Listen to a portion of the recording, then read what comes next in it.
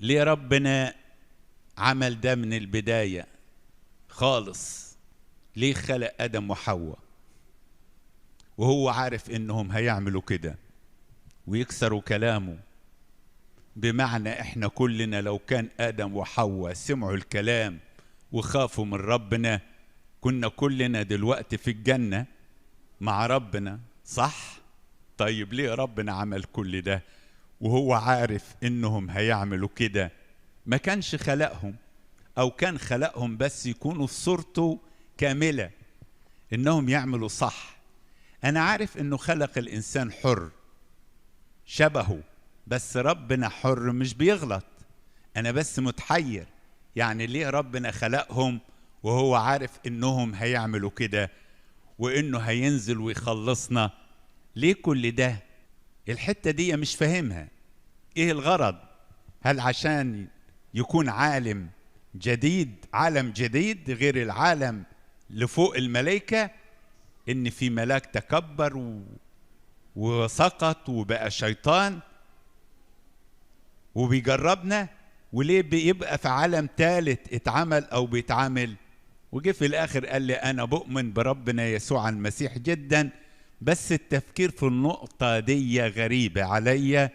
أكيد كإنسان أنا كنت حابب أعرف الإجابة. أولا لما تيجي تقول مدام آدم وحواء سقطوا، ليه ربنا خلقهم؟ يعني أي حاجة تبوظ المفروض ربنا يعمل إيه؟ ما يخلقهاش. أنا بقى هقول لك يا صاحب السؤال، المية بيها بتعيش وبيها تغرق تموت، فإذا كنت هتغرق في المية ليه ربنا خلق المية؟ وإن كنت هتتحرق بالنار ليه ربنا خلق النار؟ وإذا كانت الرياح والهواء بيقلعوا البيوت ليه ربنا خلق الهواء؟ يبقى أي حاجة تصدر منها أي خطأ مش مفروض ربنا إيه يعمله؟ ده بحسب تفكيرك اللي انت بتقوله. لا، أي حاجة في الكون ليها اتجاهين، اتجاه خير واتجاه غير خير. يعني بالماء نعيش وأيضا بالماء نموت.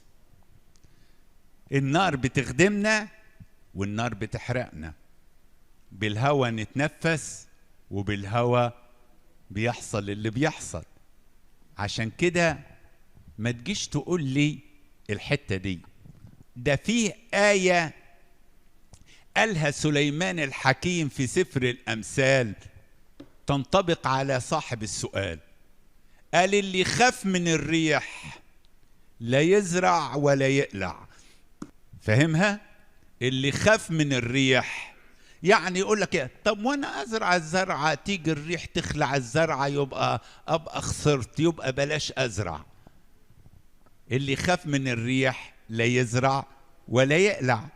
يبقى اذا هنا ربنا لما جه يتعامل، ربنا بعلمه يعرف ان الانسان هيسقط، وريد ربنا بإرادته عارف انه يقدر ان الانسان اللي هيسقط يخلصه. بس عشان يخلصه لازم يكون مرتبط بالله بالحب.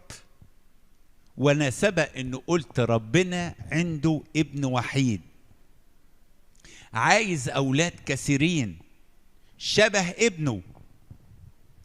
وطبعا دي ما تجيش الا انه يتزوج، ودي ما تنفعش مع ربنا، لان عشان ربنا يتجوز ويخلف يبقى يتجوز إله زيه، ولا يوجد إلا إله إيه؟ إله واحد ما فيش غيره.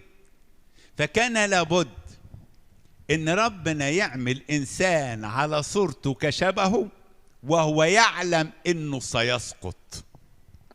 تقول لي طيب ربنا ليه ما عملش إنسان ما يسقطش؟ عشان يعمل إنسان ما يسقطش يستخدم قوته ويبيد إبليس وجنوده.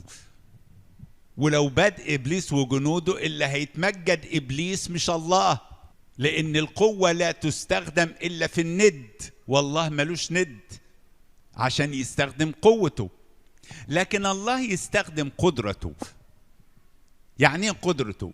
يعني يعمل الإنسان والشيطان بيتحدى بيقول أنا وقعه، ويوقعه ويسيبه يوقعه، بس يحول الخسارة لمكسب. يعني الإنسان فقد جنة في الأرض اداله فردوس في السماء. الإنسان حكم عليه بالموت وفقد حياته الزمنية، جه اداله حياة أبدية. يعني اللي اداهولنا ربنا يفوق اللي عشنا فيه في آدم. انت يا صاحب السؤال عايش بمستوى الأرض بس، يعني عايز تعيش في الأرض، يعني تعيش في الأرض من غير حياة. طب ما انت هتعيش زي آدم. عارف لو آدم ما غلطش كان هيعيش كم سنة؟ وانتوا هتخلفوا كنتوا هتعيشوا كم سنة؟ هتعيشوا حياة زمنية. يعني اقول لك لو آدم ما غلطش هيعيش كم سنة؟ اقول لك الزمن هينتهي بعد كم سنة؟ تقول لي بعد 5 مليون سنة. اقول لك آدم هيعيش 5 مليون سنة ويموت. الكرة الأرضية هتعيش كم سنة؟ تقول لي 10 مليون سنة. أقول لك بعد ما تنتهي الكرة الأرضية آدم هيموت، لأن لما اتخلق مرتبط بالزمان وبالمكان. عشان كده أصبح آدم نفس حية قابلة للموت. لما جه المسيح يسوع ادانا حياة أبدية، ينتهي الزمن احنا عايشين وتنتهي الأرض احنا عايشين ونشوفها بعينينا. رأيت سماء جديدة وأرضا جديدة. الزمن سينتهي في سفر الرؤيا ملاك وضع يمناه على الأرض ويسرى على البحر ويمناه على الأرض، وأقسم بالحي إلى أبد الآبدين لا يكون زمان فيما بعد. يعني ما يكونش فيه زمان. يبقى إذن هنا على رأي القديس أغسطينوس لما قال مباركة هي خطية آدم التي جعلت الابن الكلمة يتجسد وكي يفدينا وكي يخلصنا. لأن ربنا يقدر يخرج من الآكل أكلا ويقدر يعطي من الجافي حلاوة.